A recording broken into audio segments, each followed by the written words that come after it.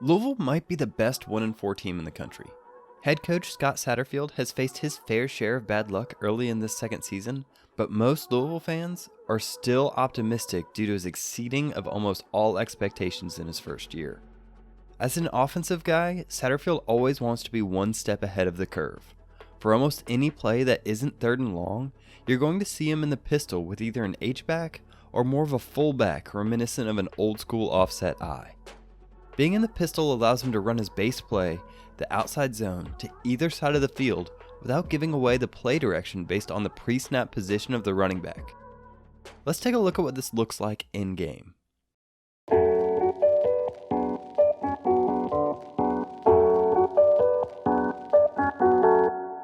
Here Louisville lines up in the pistol with their fullback H-back guy. This play is called outside zone. It's sometimes also called stretch. Basically, the back is tracking outside of this tackle. His goal is to win outside, but to be patient in case a defense over pursues, as it might open a cutback lane. However, the biggest indicator to me that this is outside zone is the lineman. Watch all of them step play side and back. This is called a bucket step, as in you step as if you're trying to step into a bucket. It allows them to get a little space because their main job is to beat their defender to the outside and seal them off. Zone runs are also good at getting double teams, as ESPN so kindly points out for you. Satterfield sets his whole offense based on this play. Take this outside zone play action for example. Off the bat, you can see the bucket step from the line, the fullback go to lead, and the back press outside, but the quarterback fakes it and takes advantage of the cheating safeties. They also tend to run a lot of inside zone, which is similar, but the linemen step to the play side and downfield instead of backwards or sideways like on outside zone. They like to pair inside zone with this jet action to pull the linebackers away from the box. If the linebackers aren't persuaded by the jet action, they will give it to the motion man. They like using their do-it-all wide receiver Tutu Atwell on these jet sweeps. But he isn't limited to just those. He also runs good downfield routes and has great hands. Another person to look out for is their running back Javian Hawkins.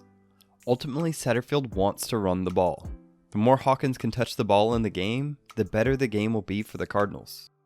Now we can't leave the offensive side of the ball without talking about their quarterback Malik Cunningham. Where he stands out is with his legs. He truly is a special runner. The biggest problem for them is they don't utilize him enough.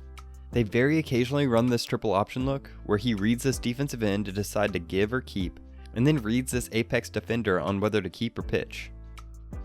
But other than that, he really isn't part of their run game. Their play action rollout passes get him out in space, and that can be really successful, but it often feels like they want him to be a pocket passer. That being said, he can make some special throws. He has a really strong arm, but he has struggled a little with consistency this year. Another thing to watch out for is his tendency to hold on to the ball. I think he questions himself a fair amount and tends to get happy feet at the first sign of pressure. On defense, defensive coordinator Brian Brown runs a pretty unique system. They tend to run this 3-4 defense, but typically with these odd fronts, teams tend to 2-gap. That means these 3 down linemen are responsible for 2 gaps at once. If done correctly, this can help plug up the line. However, Louisville likes to 1-gap. This allows better penetration in the backfield, but puts a bit more pressure on the linebackers. But the strength of their defense really is this line.